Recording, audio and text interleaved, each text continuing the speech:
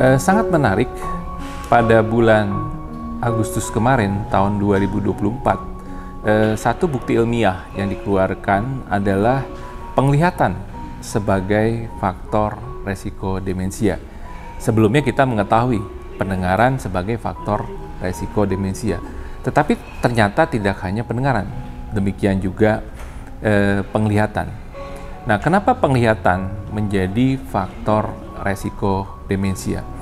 Seperti kita ketahui, sebenarnya kenapa sih otak kita bisa berkembang?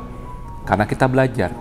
Nah, saat belajar tentu kita masih ingat, kita membutuhkan sesuatu yang kita lihat, kita membutuhkan sesuatu yang kita dengar, gitu ya.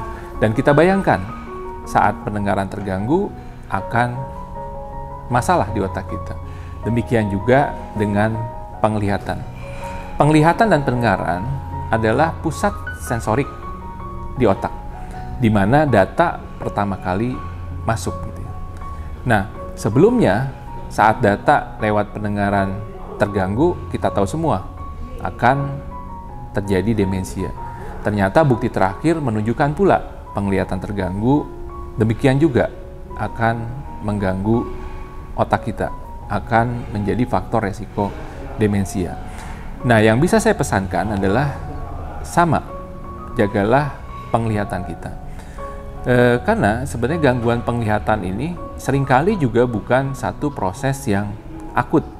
Maksudnya adalah bukan gangguan penglihatan akibat 1 atau 2 hari yang lalu, bukan akibat dari bulan yang lalu, tetapi terjadi sejak bertahun atau berpuluh tahun yang lalu, saat dimana fungsi penglihatan kita menurun secara perlahan.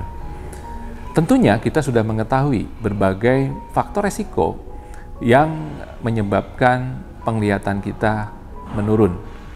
Selain proses misalnya adanya infeksi atau trauma, tetapi sebenarnya tanpa sadar, gangguan penglihatan justru paling sering diakibatkan oleh aktivitas hari-hari yang kita lakukan, termasuk juga kebiasaan membaca handphone kita, gitu ya.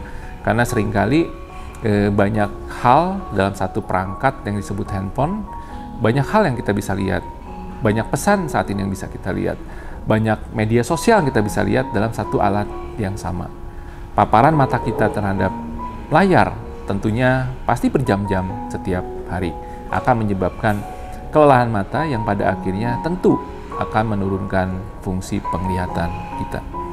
Jadi sederhananya adalah jaga kesehatan mata kita, kurangi paparan terhadap cahaya berlebih termasuk alat-alat elektronik